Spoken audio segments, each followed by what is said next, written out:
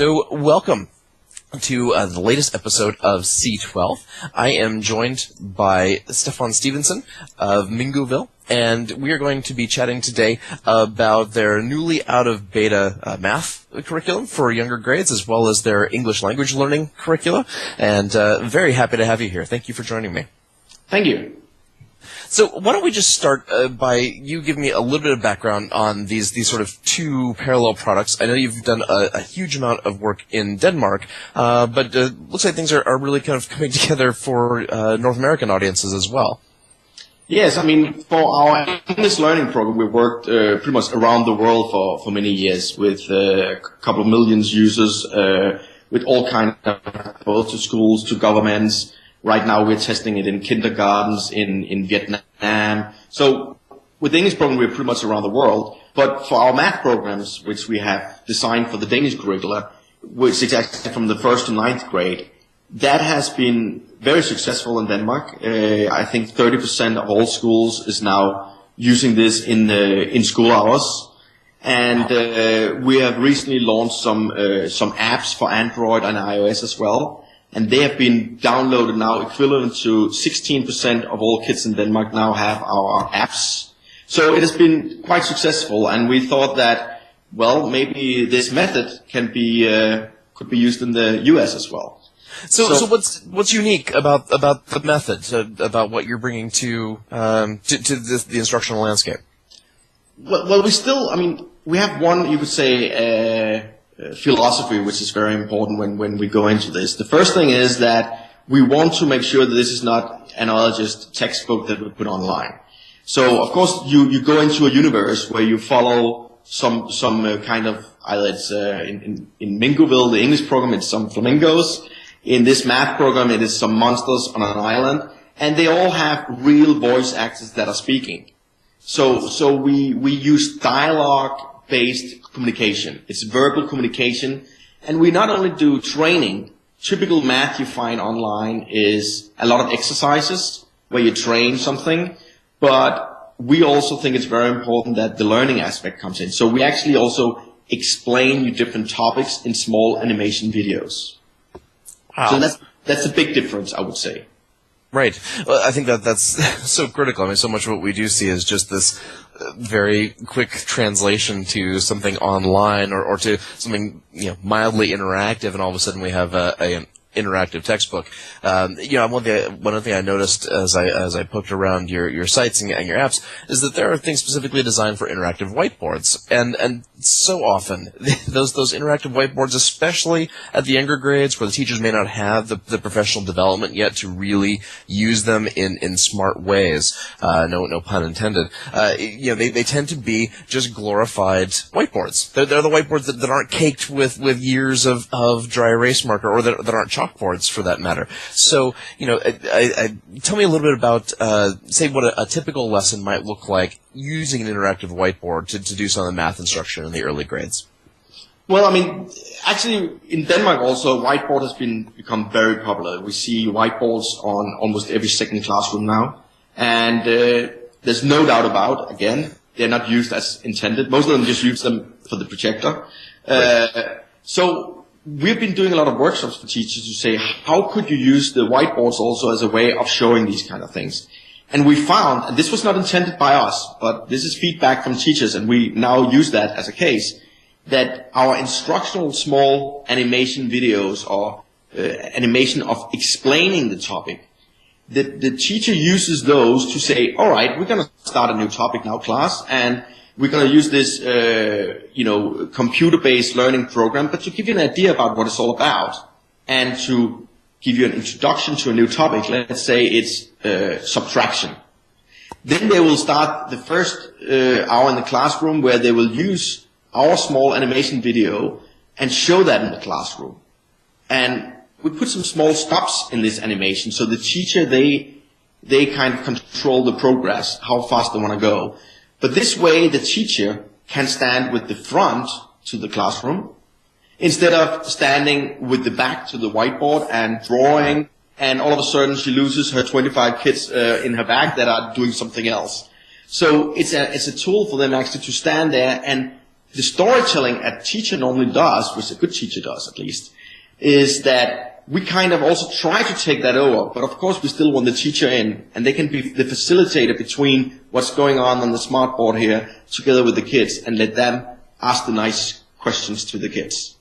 Gotcha. Now you also have apps as well. So how are you seeing adoption pretty much on a teacher level? So they're working with the apps, or are students in one-to-one programs using apps? How is that being deployed generally with the younger grades?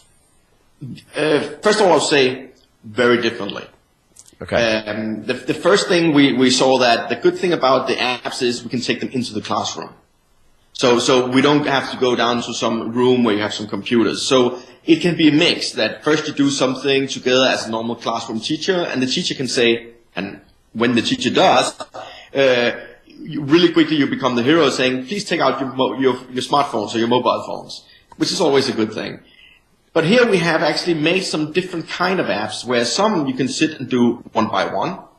We have some where you can hook up, so you might sit with your Android phone and I sit with my iPad, and I can quickly say, let's say we learn subtraction now, and I give you some exercises. You and I can connect by just typing in the same 3 digits, and then we play against each other. So we have some, you could say, quickly we'll have a little bit of competition here involved, which is fun when it's about math. Right. The other thing we have done is we have made some small kind of quizzes, which works extremely well on phones as well, where you put your phone down. I can almost explain you here, show you here. This is first grade, my first grade app.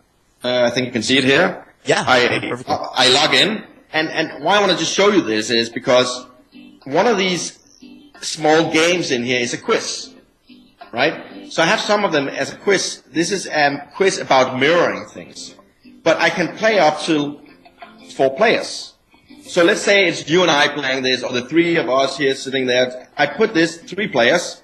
I put it between us, and it says, okay, here's player 1, this is player 2, this is player 3. So it becomes a game board with also a little result panel. And I just spin the bottle, and who gets the quiz? The next question was, oh, player 3, that's me. And now I get the question is, choose the correct mirrored image down here. And I just go here, no, is this correct? No. Yeah, that's the one. Oh, no, that was not the one. And I got now one wrong, and we go again. Who gets the next question? So what we found, what was really interesting here was, when we tried to do this, everybody knows the gameplay. Spin the bottle. Nothing new here. But if you did this in the old-fashioned way with a real bottle as in questions, as soon as the bottle hit me, you would be doing something else. Because you're like, oh, I got 3. It didn't, I was not here. But with this, we see that the kids all of a sudden actually discuss things. They lean over the table, look at it, and say, no, that's not mirrored correctly because, and they start using math terms because they have to explain to each other why they don't think this image was mirrored correctly. Right. And that's pretty interesting way of how they communicate. That also means you can have one smartphone, and you can have that used for 4 kids. You don't have to have one per student. Right, true, one-to-one. Right. It's funny because Intel has done a lot of research on this idea of micromobility and how kids respond to the idea that they can take this thing with them and they go huddle in a group somewhere and they work far differently than they would if they had books to take somewhere or they're sitting in rows, in this perfect classroom. And this absolutely lends itself to that. What a great idea. So this is why we have seen that the feedback we get is very, very different. It really means that the teachers, some of them, they see it works perfectly for that. A lot of where you have small teams where some students that needs, you could say, extracurricular activities or need extra special help, where you are in small groups.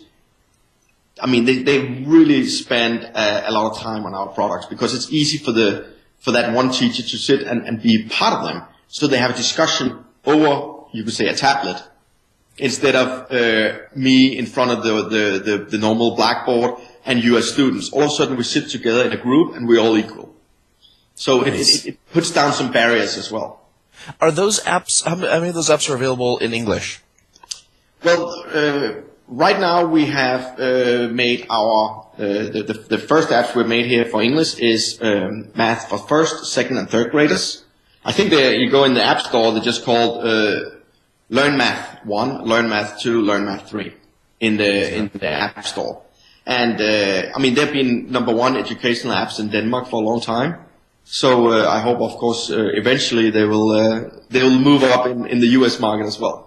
I hope so too, because I mean, it's very hard, I think, to find things that are really pedagogically sound in terms of these apps. There's lots of people who have thrown things together because education is hot right now, and we should all have tablets and every kid should have an iPad, as opposed to having something that's really well thought out and well researched. So this is great, and just to note, that there. In your documents and on your site, you do outline where things are aligned to the Common Core here in the States, and so teachers can follow that along. Yeah, I mean, we have made a US website for the American version, which is called Mondiso.com. And there you can go in and read about it and see how it's measured to the Common Core. You can see small example pictures of the different things. So that should be available. Oh, absolutely, and we'll put that up on the lower third. If I have the possibility, mention one more. If we talk apps, and what is really interesting, because this was actually something we found out in math classes, that a lot of kids nowadays, they don't know how to tell time on an analog clock. Because if you ask a kid nowadays and you ask what time is it, they'll take out their mobile phone and they'll go, oh, it's 15:40, it's 3:48, and they don't know they don't know that's a 3:45, because they don't know the analog clock. And in many schools and on public places, we still have analog clocks. But we have a whole generation who grow up who don't know the analog clock. So we thought there must be room for making an app that could do this. And we did this in Danish. And this has been in the top paid iPad apps, 10 iPad apps in 3 months in Denmark. #1 in education in Denmark. Now it's in Norway, #1. And we've made it also so it's available in English, and it's also about storytelling with a real voice actor. This comes in here. Oh, sorry, he speaks Chinese here. So you can go in and change the language here. So it's not Chinese, but it should be English or US. Now you'll have. Hi there, and welcome to Mingoville's Playtime on your. And the whole idea is you have to build your own clock and really play with it. Hello, right? So here you go in and play with the clock and build it yourself. Now it's falling apart. I still haven't found out what is wrong. So you use you go like this and it all moves around. You then have to build the clock yourself. To the correct position. And wonderful. They will learn minutes and 5 minutes and all that in a progress. But again, just like I talked before about the difference between learning and training, this is training as well. So if you hadn't had somebody to learn you can actually go in and watch the video. So I want to watch the video here, stream it or download it. And now I'll watch a video where it explains me about this is the big hand, this is the small hand in a dialogue. What time is it? Wonderful. It's funny because I think people don't realize, how critically important this can be to learning fractions as well. I think people have such a poor understanding of fractions generally and the ability to manipulate them, and yet this is a foundation for teaching the use of fractions. So another great application. We had a quite good feedback here. I had a parent that not just wrote me, that called me and said he just wanted to let me know that he spent some months trying to teach his kids the clock. And he was sitting, with his finger over this watch here, and nobody could see what he was doing. And he downloaded the app, and he said, what I've spent some months on, it took my kid, which was 5 years old, 2 days, and he could tell the time all over. I mean, perfectly. Right, without a shame. And it has been fun for us as a learning company, because people always ask us, well, this digital education, does it work? And I'm trying to teach English and math, and to measure if it works is a science. To make a proof will take a long time. So when you go into a very small topic like learn how to tell time, it has been quite fun to see, well, we tested this, it works, and it works in a very short time frame. Right, very demonstrable. So that's why it's been so interesting for us to actually do this as well. Excellent. I think, honestly, I think this is a model of what iPad and tablet apps should be looking like in schools. So often you don't see them taking full advantage of the accelerometer and the swipes and the gestures to really do something that's totally natural for our students, because it's not students who design it, it's old people who like us who didn't grow up with touch. And but you've nailed it. So very good. Well, I'll be very much looking forward to actually downloading some of the stuff myself and turn my kids loose on it. And I really appreciate you taking some time today. Thank you. Well, thank you very much. Hope to see you again. It's a pleasure. Talk to you soon.